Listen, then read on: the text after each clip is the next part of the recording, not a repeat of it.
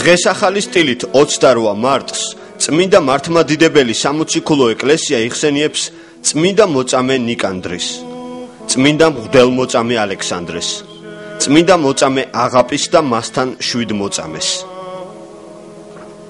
წმინდა მოწამე აღაპი და მასთან 7 მოწამე ეწამნენ დიოკლეტიანეს დროს პალესტინის კესარიაში.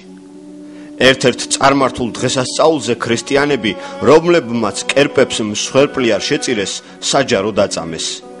წმინდა ტიმოთე კოცონზე დაწვეს, წმინდა აღაპი და თეკლეკი მხეცებს დააგლეჯინეს.